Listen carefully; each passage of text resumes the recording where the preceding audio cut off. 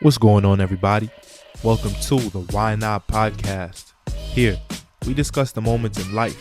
We ask ourselves, why not, before leaping over obstacles and ultimately pursuing something great. Today's extraordinary guest is Miles Smith Jr. from Philadelphia. Miles serves as the new Associate Director of Athletics for Diversity, Equity, and Inclusion at Princeton University. Miles has had the privilege of witnessing firsthand the transformative power of diversity in academics and athletics. He encourages people to share stories, insights, and have conversations that shape our collective understanding of what it means to be inclusive and equitable. He's a husband, amazing father, and a mentor. Miles is someone I've known to challenge the status quo and celebrate the beauty of being different because he understands that every voice, every story, and every perspective truly matters.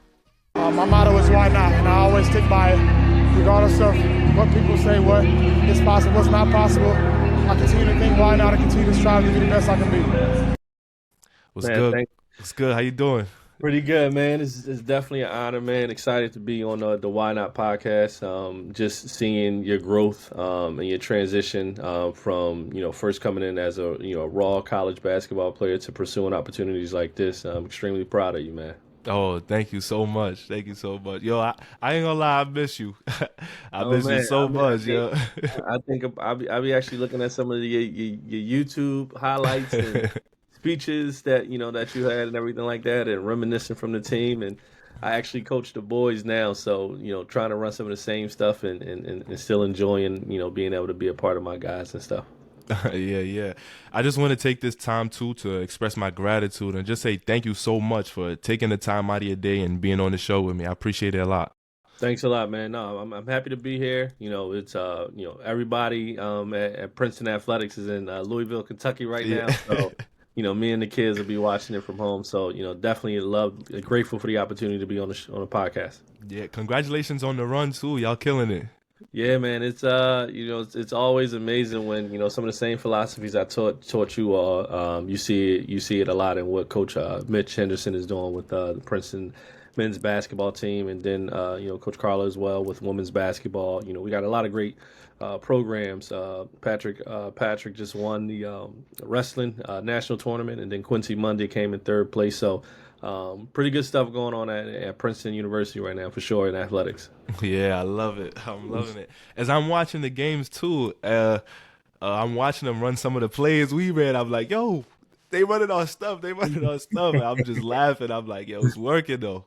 Yeah, that's I mean, you stick with some of the pieces that we all talked about, and Mitch preaches the same thing. All of the coaches over there are mentors to the student athletes, and some of the same stuff that I was teaching you all. One of the biggest things he always talks about is education. With the players, and having the ability for them to learn, and some of the same stuff that I did with you all, and really focusing on learning through the way that we play basketball, and really me serving as an educator and teaching you guys life lessons through the game. So I'm gonna get right into it. So, what was the biggest why not moment in your life? I think the biggest why not moment for me was really after playing basketball, facing that obstacle of going into another career path, getting into coaching, and really taking a risk, because being where I'm from and stuff like that, you don't really get to have an opportunity to first coach in college basketball, but then be able to be a head coach at the age of 27. So taking that risk with confidence, and then really trying to learn and grow through those opportunities. And I really just said, if I'm gonna do this, why not do it when I'm 27? Why not do it when I'm young? So that way I can get as much exposure as possible and learn as much as I can. So I would say, like, taking a risk to even jump into coaching, which then led to a whole bunch of opportunities for me as well. 27 and being a head coach. That's pretty. That's really young. You might have been one of the youngest head coaches in the country. Yeah. I mean, I think one time I saw when I was like 23, I saw it was a 26-year-old, and I actually think it was at the community college in New York. I mean, the city college in New York. But when I jumped into coaching, I coached underneath a guy named Howard Levy, who's still a great mentor to me now. And I told him that I don't know. I'm gonna be honest with you. I don't know if I can coach under somebody for a long period of time. I need my own program. So no matter where it is, I want to be able to run a program. So I wanted to make sure that I learned as much as I could from him to really start to take my opportunities at being a head coach at the collegiate level. And you did a great job. You left a great impact on Oh man, me and everybody that came through that program. thank you. I still talk to some of the guys from every institution that I coached still to the day. So I'm excited to see the growth that you all have been having in the lives and careers that you've been having. Yeah, yeah. Congratulations too on the position at Princeton University. That's huge. That's major. So big congratulations. Thank you. What's working there like? What's working at Princeton like? What's a typical day in a life of working there? Yeah, well, I mean, I think the first 2 weeks it was really like the honeymoon phase of just getting to know everybody, finding out where my office was, trying to get all my benefits and stuff fixed, to make sure I could take the kids to the hospital, doctor's appointments when they need it. But Yeah. once things settled down, right now the biggest thing is I'm building, a strategic plan around diversity, equity, and inclusion. And as I always believe that the foundation is inclusivity. So seeing how we can focus on having opportunities for all, and then really building educational programming through that. Our close friend and real connector, Nevin Capel, really, I think just utilizing the philosophies that I've learned from her. And really putting that into the work that I'm doing now. And then another person by the name of Damian Cooper Campbell, who really focuses on inclusivity as well within DEI, just really taking their steps. Right now I'm developing a lot of qualitative data. So really it's meeting with a lot of the fall coaches, since a lot of our spring coaches are in season, and really just seeing what does DEI look for them. Every team is going to look different because the diversity on the teams are different. So I really want to hit the hot topics that's on the team before we start hitting global and societal norms and things like that. So really meeting with the fall coaches has been amazing. Some spring coaches have been meeting with me as well. So I'm really just still developing that qualitative data. And in the meantime, if I'm not meeting with teams and developing that, I'm meeting with other campus constituents and talking to them on how we can collaborate on different DEI initiatives and things of that nature. And then lastly, one of the short-term goals is actually redesigning our diversity, equity, and inclusion website. So I am actually in the process of finishing that up. And then after that, we're probably going to hit the ground running with some educational programming for coaches and student athletes as well. But, right now, to just meet with a lot of the coaches and administrators. I love that. I think everybody, every student, every staff could really benefit from that. Yeah, man, it's interesting because most of the time you see it, and then even when we were together in Vermont, it was always like, what do we do for the student athletes? What do we do for the student athletes? And I think I told you one of the biggest things is that we can focus on bringing in diversity, but we got to educate our coaches and administrators on what inclusivity looks like, so that when we bring in more diverse student athletes, there's inclusivity already there. So, we can already start that process of developing lifelong relationships through the inclusivity that's already there within teams. What's your biggest inspiration behind making a change when it comes to having an inclusive setting? I think one of the biggest things is, to be honest with you, seeing failure. Seeing when I started off in this work, I think my biggest goal was to make sure that I was providing a space for Black and brown student athletes, and I think in that space I got so caught up and lost that I was really only focusing on African American men and women.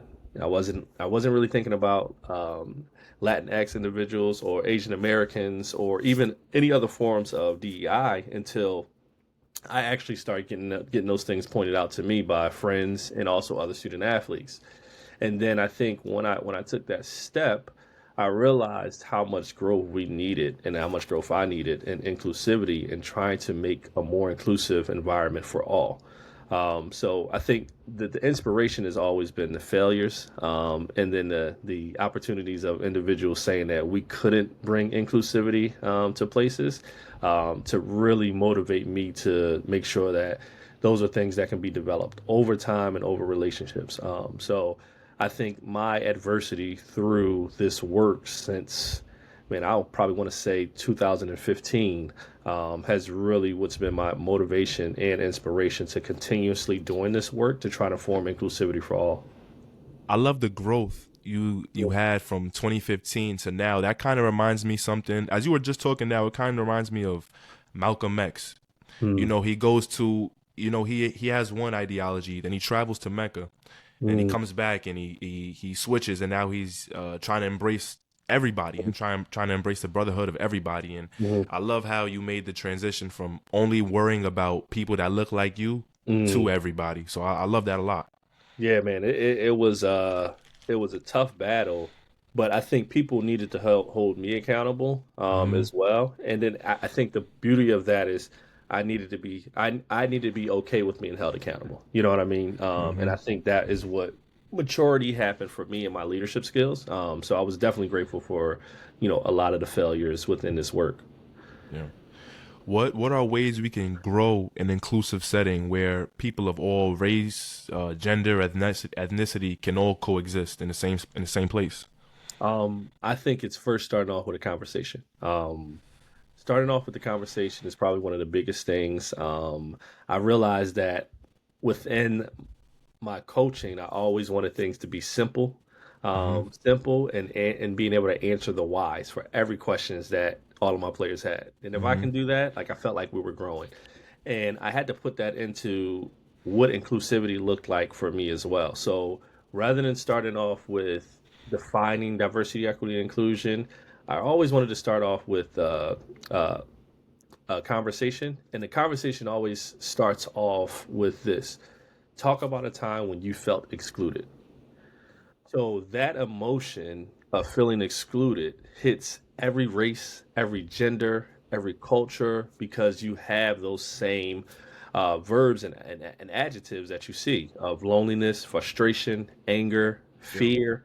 So utilizing that to form conversations about inclusivity, I think that's is probably the first step in developing these inclusive spaces of actually talking about when you felt excluded and what that emotion actually felt like, and then let's try to break down that emotion from a cultural and societal perspective for each individual. How do you think somebody could be vulnerable enough though to share that? Mhm, Some people, they may get to a place and be like, or they may even somebody may even look at me even wrong or mhm, differently because I'm expressing how uncomfortable I am, or I'm expressing I've been excluded from something. So mhm. how can somebody be vulnerable enough to do that? That's a great question. I think the vulnerability comes with relationships and language. So one of the things that I always try to do with any presentation that I have, I always started off with this, and I got this from Nevin. This is great wording. I started off with, I am not here to change anyone. So Mm, just the word change changes the consciousness of an individual to think that the conversation is going to be defensive. It actually helps them out to be like, you know what? I might be able to open up a little bit. And then the language mm, that you use, it's always profound. So when I'm speaking with a group that I think could potentially be defensive, I never use the word change. I use the word transform, yeah. because what we're Okay. looking to do is not say one person has always been wrong and then we're going to change that. What we're trying to do is take the person wherever they are and transform their growth. So when you use language, I think that is so key for an individual to be vulnerable, especially when there's trauma around whatever form of oppression that you might be facing. You know what I mean? Some just clicked in my mind between change and transform. When you try to change somebody, their walls are gonna be up automatically.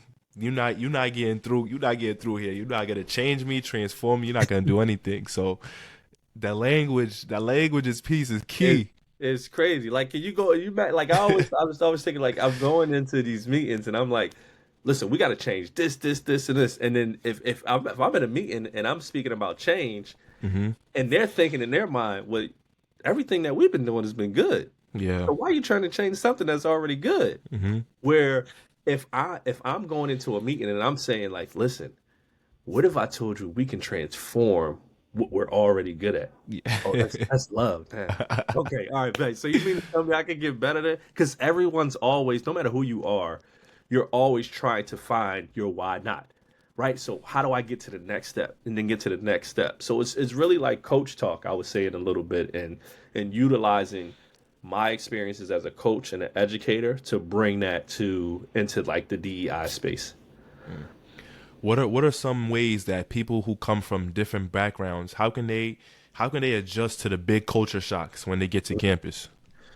Yeah, so I think that, I think one of the biggest things over the last, probably I'll say a little bit before 2020, I think a lot of schools were hitting on this, is I think there is a space that's needed for people that do this work, such as myself and DEI, because most of the institutions, unless you're going to, well, this could also happen at a HBCU too, right? Because if you're at a HBCU, it's not all African Americans. You have some Asian Americans, some Western European, Eastern Europeans that go there. So if you're looking at any institution where the culture is going to be different, there needs to be things that are put in place to help you form your own identity.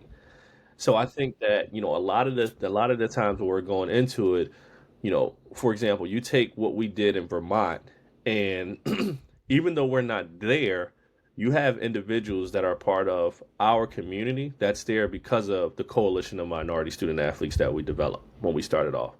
So now it's like I got a group that looks like me, that's a part of my culture, but you know what? They probably can connect one of my friends that's coming in as well. And then the beauty of that is that we started a trend where affinity groups is now so important that at Princeton, it's not just in athletics, it's within the whole institution. So now people find spaces where they find comfort. And in that, I think that's where you have, those identity pieces where you can be guided into and stuff like that. I mean, even within the LGBTQIA plus community, like you have groups that are there now for them so that they can actually have a space, that's provided for them where inclusivity is welcome.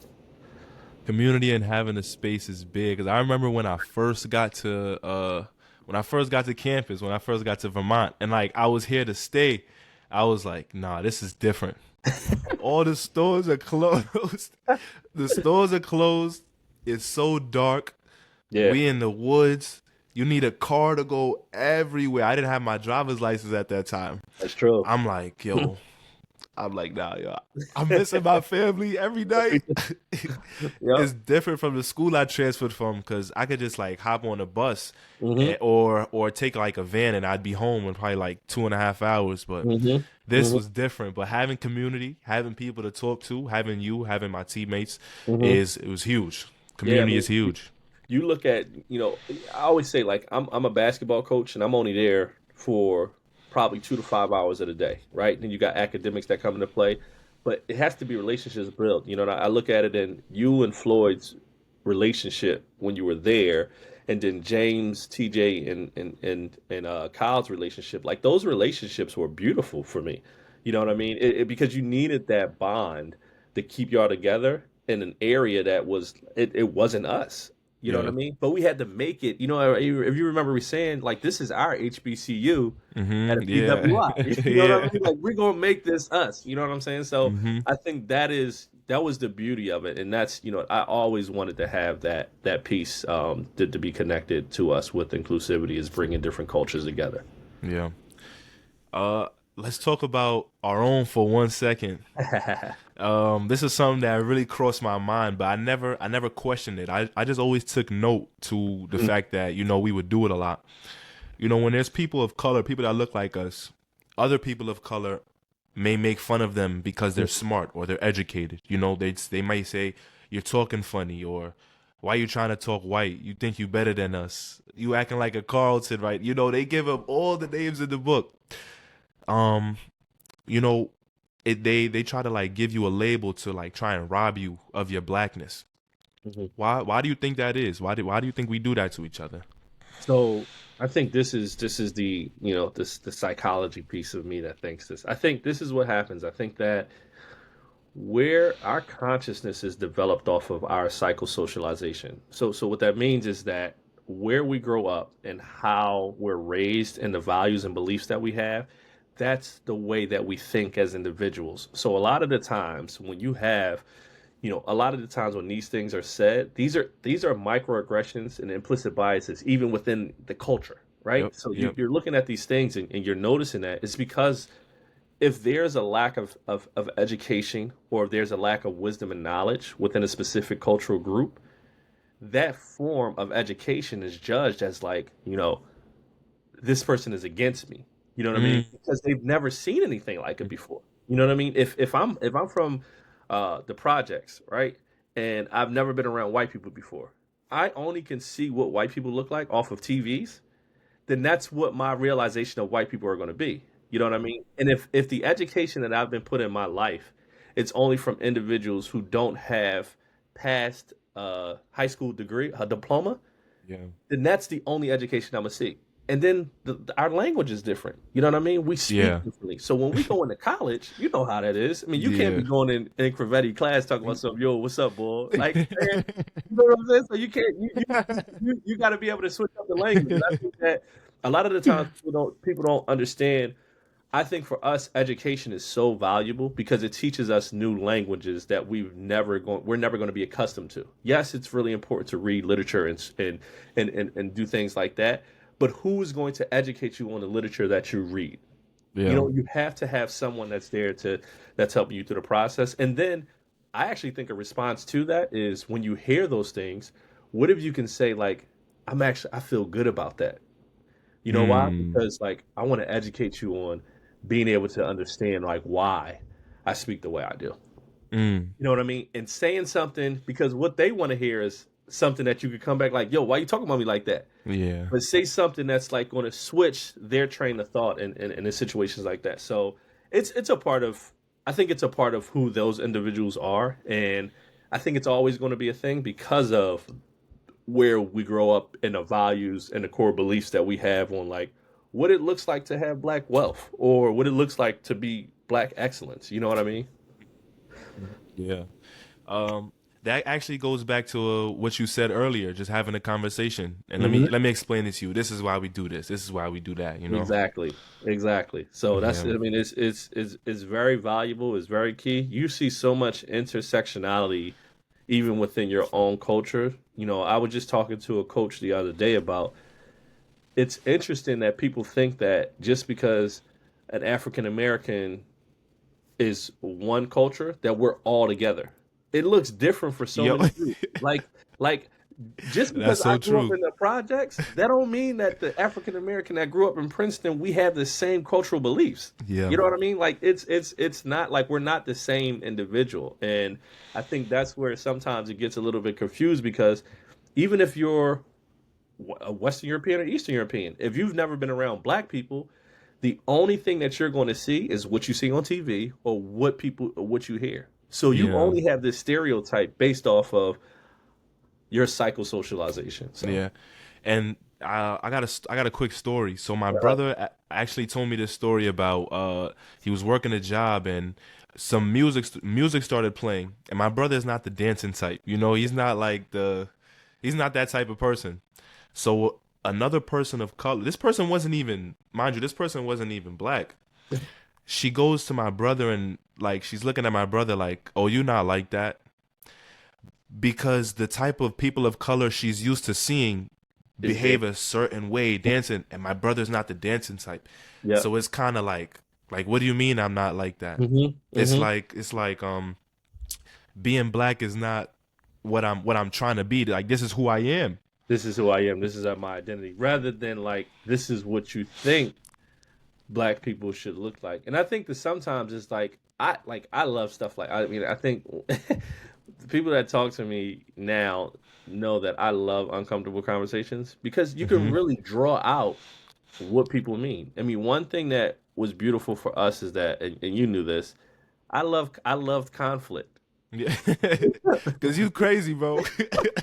Because like I think that you have to show some conflict in order for growth to happen. Like if you look at the Kansas State game yesterday, Hmm. Marquise Noel, right? Yeah, He's fake yelling at the coach, right? yeah. And they're going through it. Next thing you know, it's alley-oop play. I'm Hmm. like, yo, that's like us. Hmm.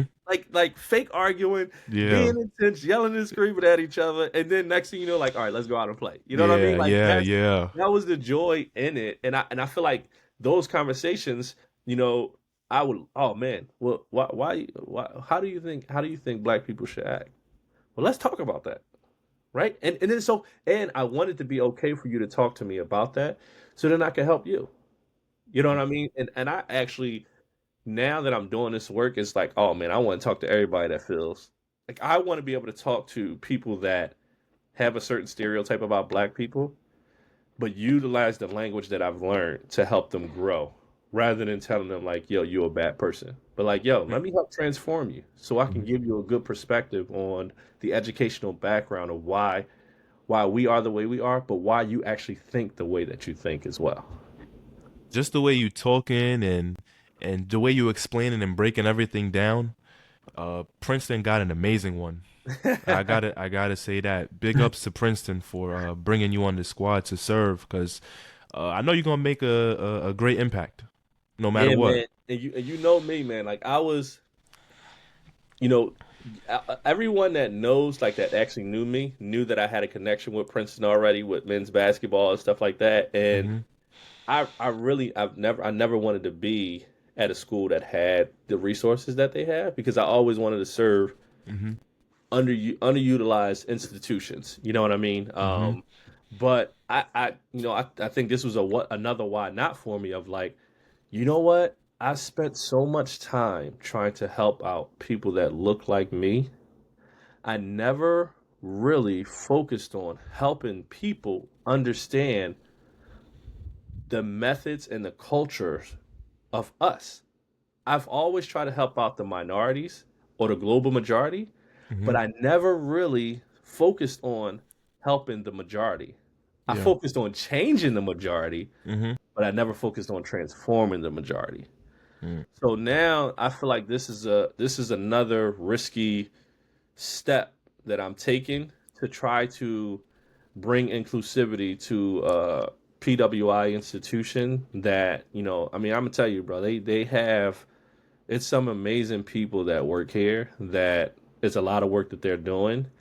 But here's the crazy thing. Everything that they did in Vermont, I'm just utilizing all of the strategies. Mm. It's just all of the strategies, just keep utilizing it. And I don't even know if you know how many people we impacted in the state of Vermont in 1 year, both black, white, Asian, no matter all races, how many people we impacted during that time. And I felt like that was probably the biggest moment in my life that I'm like, you know what? I think this is what I'm gonna use to extend the rest of my career. Yeah, it was huge. It was Yeah. huge. That was a big year. That was a big year. Even through it was the COVID year too. It Still was the moving co bro, around, doing all that stuff. it was COVID, and we was basically talking with state legislators, state representatives, Yeah. and the Vermont State College system about how to be more inclusive. Yeah. Like, can you imagine that, bro? Like, we Yeah. was we was literally doing next level stuff, and if you want to say it, like, we had a lot of people that was there for us, but like the core of like the athletics was literally me, you, and Dev. Yeah. Like we was wrapped into like some really good stuff, and I think leadership is cool, and I think the biggest thing for us was that Jamie had our back. Hmm. For You know what sure. I mean? Because he could have definitely been like, "Yo, you got chill, Miles. You got to watch this right here." But Hmm. Jamie was like, as an athletic director, he was backing us. Especially for a white man to give a black man, a black student athlete, and a black female student athlete the space to grow in this opportunity during COVID and racial tension. So, Yeah. kudos, shout out to my man Jamie. Yeah. Yeah. Big shout out. He's gonna watch this. What's up, You Jamie? Hey, Jamie. How you doing? definitely gotta give him a shout out. Yeah. So for you personally, what was the biggest culture shock that you've ever had? Oof.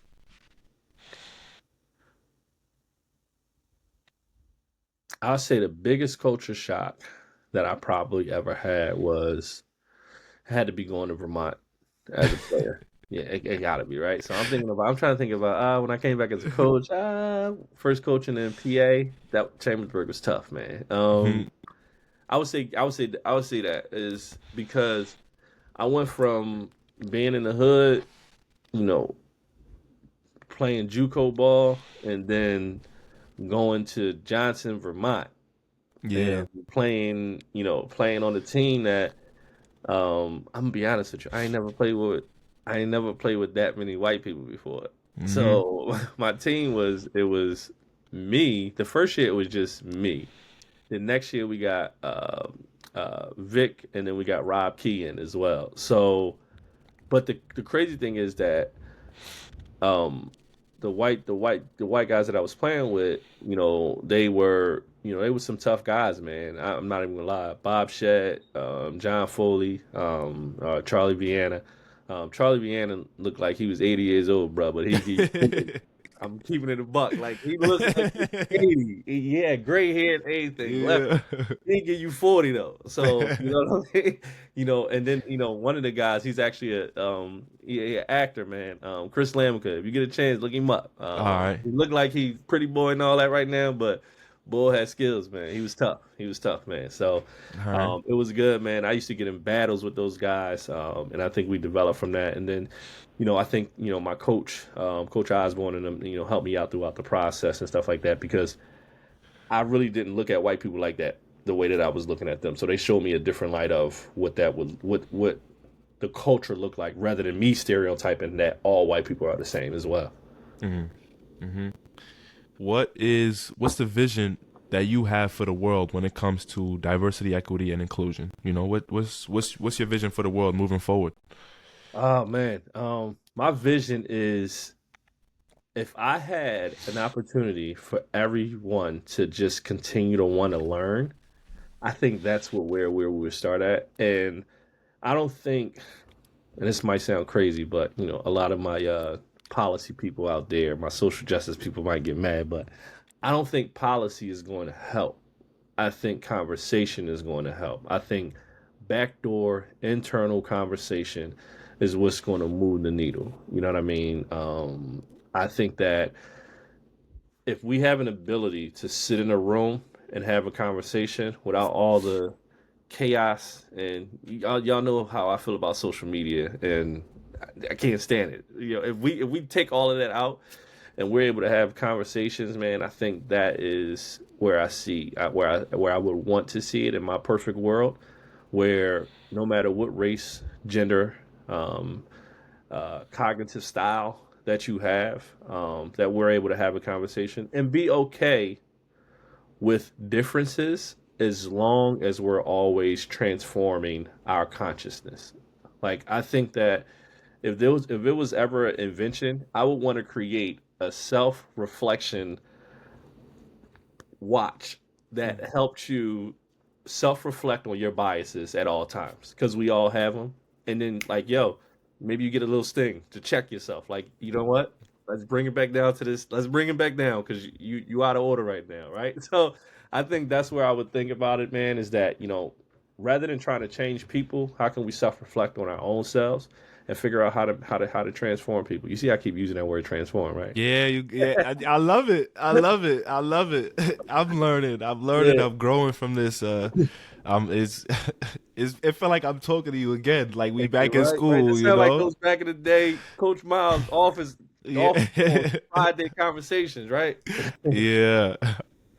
Before I get into my last question, I just want to say thank you once again for being here with me. I really appreciate it. I've been having a lot of fun learning from you and just being able to grow and try to use some of the things that you teaching me in my real life. So thank you so much. Yeah, no, anytime, man. I'm always it's crazy. My schedule gets so busy, but I'm always thinking of, I just talked to you a couple days ago. Talked to TJ today. He probably mad at me right now because I ain't texting back. So if you're looking at it, I gotta call Floyd as well. I ain't Yeah. call Rob in a minute. So I'm like, I gotta check on all my kids, right? So I'm Hmm. always thinking about y'all and stuff like that, man. But every time I look at my kids, I think about y'all, and I think about Yeah. y'all. Literally, were you all actually helped me to be a father. You know what I mean? You Mhm. guys helped me so much. Coach Tang, the head coach at Kansas State, talked about um, you don't have to talk about the gospel all the time, as long as your players see you live it through your actions and the way you got your family and the way that you have your wife. And I think that's what I did for you all. I made sure my wife was always present with you all. I made sure I showed love and affection towards her because y'all know she'd beat me up in a minute. So, and then I made sure, like y'all seen my kids. I made sure my kids was y'all kids. You know what I mean? I wanted to make sure that you all were a part of the family and you all helped me to be a better father and a better husband as well. So I'm hoping that you all learned a little bit from me as well, just as much as I learned from y'all. Yeah, yeah, I appreciate that. Thank you too for the kind words. Yeah. So, your biggest why not moment, how's Mm. that helped you become a better father, a better husband, and better leader for your community? Not only your community where you're from, but community at Princeton. Yeah. I mean, I think that the steps that I took to become a head coach and to really try to jump into this, it helped me out so much because in my role as a first I'll say as a husband, I wanted to make sure as a coach, I thought outside the box. So as a husband, I wanted to do the same thing. My characteristics as a husband is not for my wife to submit to me, but for me to serve my wife. As I'm the head, she is actually lifting me up and being my extra backbone so that I'm guided throughout all of this process. You know what I mean? So like she's literally, we're working together on how to make decisions, how to do things the right way. And we're doing it together. And I think every decision that I've made in my life has been guided with her. And she's really been like the rock for me. So I think coaching helped out, but that's probably the biggest why not is taking that risk on marriage. I'm from the mud. Marriage not really that wasn't in my blood. You know what I mean? Mhm. So it was like, baby moms and all of that stuff where like, my wife changed the cycle of what my culture looked like. So I think that is the start. And then I think I just said it before, like as a father, you all helped me to be a father to my kids. And I think by me taking that opportunity, I would have never had the ability to lean on you all to help me make my mistakes with y'all in order to see how I should actually focus on raising my kids. You know what I mean? I think Ishmael is a better man, very, very intelligent. His nickname is Leader. My oldest son nickname is Leader, and my youngest son nickname is Champion. And Wow. I didn't give them those nicknames. so Wow. like just the fact of them having that ability to utilize that, people say when Ishmael's playing any sports, he catches on to things and he's always listening. But Hmm. I'm thinking his psychosocialization came from the values of coming to our practices all the time. So he always saw y'all. He always saw me Yeah, interact for with y'all. sure. So that's really what motivated him. You know what I mean? Yeah. So and then my daughter, what better picture of a father and a husband that I can show than what I'm doing right now for her? Yeah.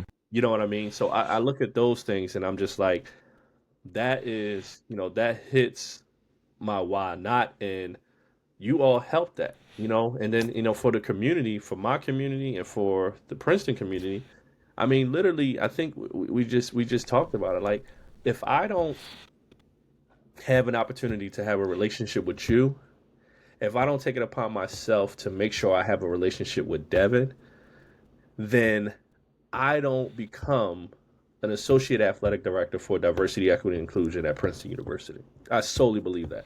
I solely believe that you and Devin, and to be honest with you, Deshaun, a lot of the individuals that played a role in my growth. Every student athlete, Rasul, Raheem, Marquand, Jaquan, Kawan Chavis, uh, Showtime, Floyd, Wu. Like I can just keep going on. Ben Hall, like all of the guys Yeah. that I've coached played a role in helping me grow. And it's sort of like what I say about the hiring process. I didn't choose you all because you were the right fit. I chose you all because you all were going to challenge me as a coach. Mm. Coaches don't do that, bruh. Like Mm. they're not like, yo, we're gonna get the kid that's gonna challenge us. Yeah. They're Yeah. like, we're gonna get the kid that's gonna work in our system. And if you notice, every kid, even when you came up for a recruiting visit, Mm-hmm. I was recruiting kids that was gonna challenge me. Bro, Mm. how bad did I want Jamar? Bad. Yeah, it was Yeah, bad. you know what I'm saying? Like, and it wasn't like, yo, he's the greatest kid in the world. Like, Yeah. character wise, I was like, yo, this kid, I see something so special in him that Mm-hmm. I can help his transformation and his growth.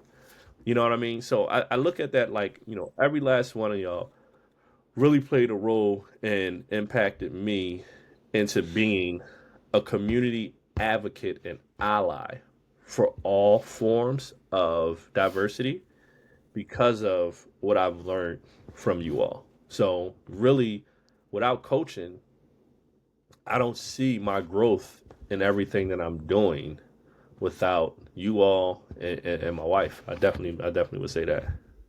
Yeah, yeah, that's lovely, man. Thank you so much. Thank you for the That's for kind sure. words. Thank you for For sure. the wisdom you shared, the knowledge you shared, Mhm, um, everything.